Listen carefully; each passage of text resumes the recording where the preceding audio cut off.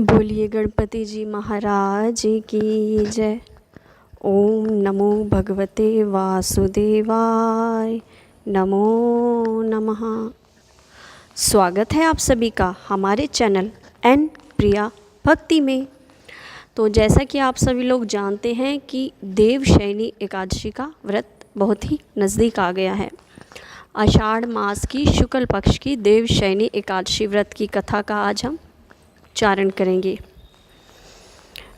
तो शुरू करते हैं हम अपनी व्रत की कथा, देवशयनी एकादशी व्रत कथा। आषाढ़ मास के शुक्ल पक्ष की एकादशी को देवशयनी एकादशी, हरिशयनी एकादशी, आषाढ़ी एकादशी भी कहा जाता है। मान्यता है कि इसी दिन भगवान श्री हरि विष्णु 4 महीने के लिए क्षीर सागर में शेषनाग की शैया पर योग निद्रा में चले जाते हैं। इस अवधि को चातुर्मास भी कहा जाता है।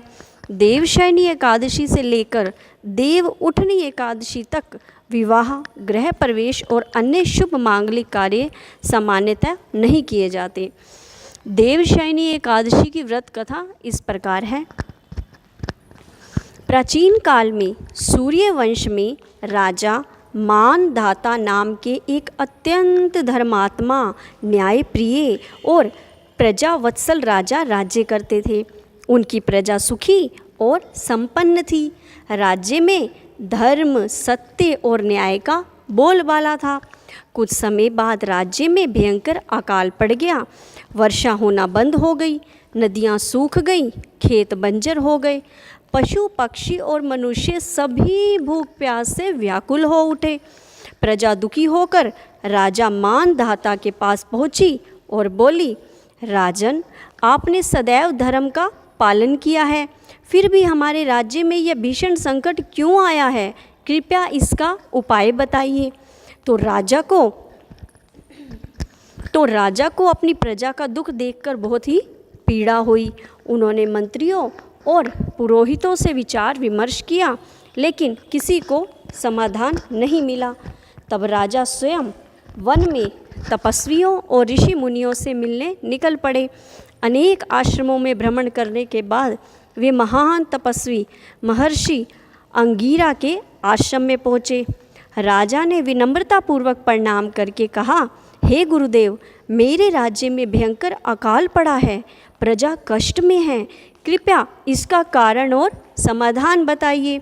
महर्षि अंगीरा ने ध्यान लगाया और बोले, राजन, इस समय सतयुग का प्रभाव है, धर्म की मर्यादा अत्यंत कठोर है।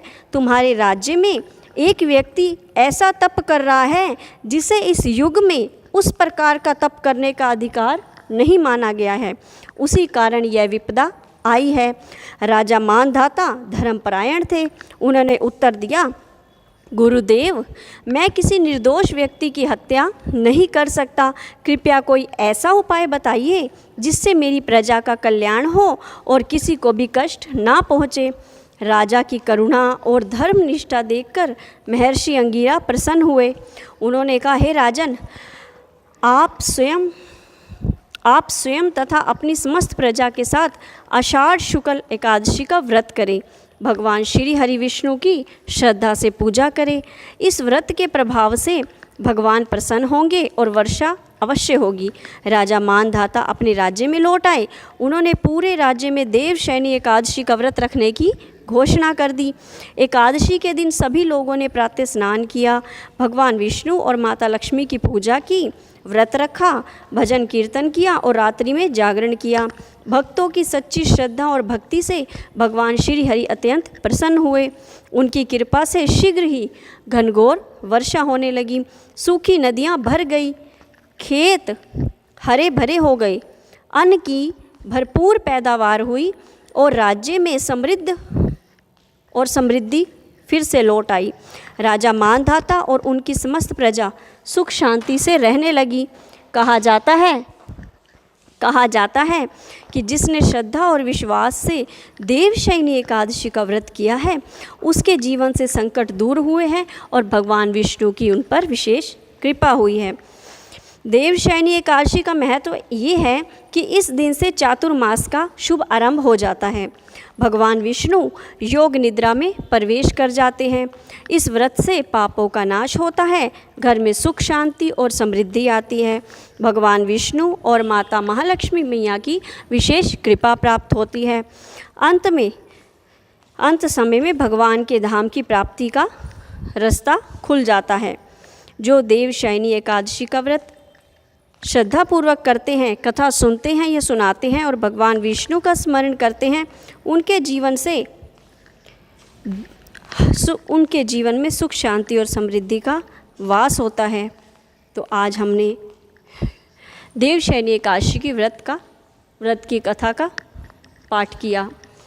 तो अगर आप में से किसी को भी हमारे वीडियो की हमारे चैनल की कोई भी वीडियो पसंद आए तो प्लीज़ लाइक, सब्सक्राइब, शेयर ज़रूर कीजिए, ताकि आगे जो हम वीडियो डालें तो वो आप तक पहुंच सके। ओम नमो भगवते वासुदेवाय नमो नमः।